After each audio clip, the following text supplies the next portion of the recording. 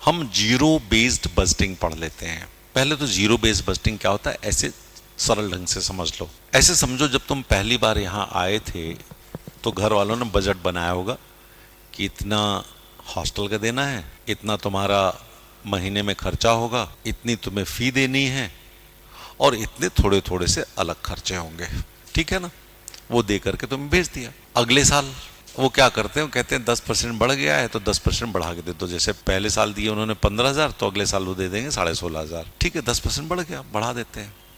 लेकिन वास्तव में 10% भी बढ़ सकता है, 15% बढ़ सकता है, 20% बढ़ सकता है, 10% कम भी तो हो सकता है। मान लीजिए आप हॉस्टल में रह रहे हो, शुरुआत में जब आए फिर आपको लगा हॉस्टल महंगा पड़ता है, हम कोई एक रूम ले लेते हैं 4 फ्रेंड्स मिल करके और वहाँ रहते हैं, खाने के लिए अपना खुद बना लेंगे।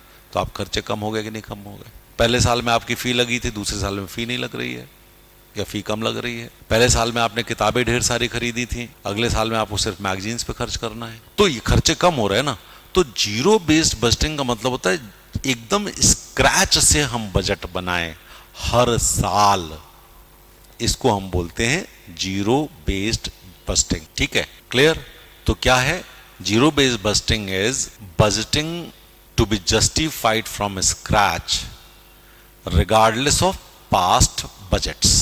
ठीक है, तो इसमें क्या क्या चीजें आएंगी जो जोड़ी जाएंगी? Thorough analysis of costs and benefits, prioritising programs, ठीक है, aligning of resources for effectiveness, focus on efficiency and necessity और promoting fiscal responsibility and accountability. तो यदि तुम्हारे पास ये क्वेश्चन बनता भी है तो तुम्हें पता है जीरो बेस्ड बजटिंग है क्या और इससे हमको क्या मिलेगा? एफिशिएंसी मिलेगी, इकोनॉमी मिलेगी, रीएलोकेशन ऑफ रिसोर्सेज मिलेगा, no duplication of efforts, cost effectiveness, greater participation. लेकिन अभी भी हमारे यहाँ सारे मिनिस्ट्रीज और डिपार्टमेंट्स में जीरो बेस्ड बजटिंग नहीं हो पाए क्योंकि इसमें बहुत टाइम लगता है। हर साल आप बजटिंग नहीं दे सकते हैं और इसीलिए हमारे क्या होता है, इंक्रीमेंटल बजटिंग होती है।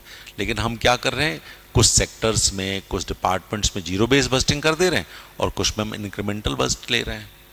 यही होगा ना कि भाई चलो ठीक है कर देते हैं। जैसे सबसे पहले जीरो बेस्ड बजटिंग शुरू की गई थी department of science and technology में 1983 में। ठीक है, अब इसके सबसे बड़े चैलेंजेस ये हैं कि ये टाइम कंज्यूमिंग है, कॉम्प्लिकेटेड प्रोसेस है, ऑर्गेनाइजेशनल रेजिस्टेंस है। अरे पिछले साल तो किया था फिर इसको जीरो करवा रहे हो यार, कोई बात हुई तुम्हारी? Lack of expertise and skilled managers है to implement it, data availability, data accuracy, neglecting long term investment क्योंकि एक साल के लिए ही हो रहा है, रिसोर्स इंटेंसिव।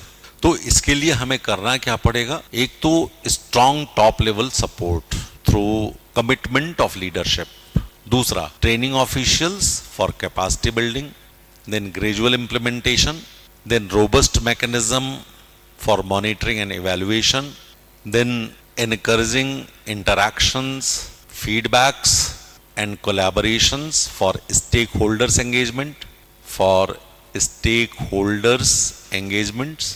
तो ये आपका क्या हो गया? Zero based budgeting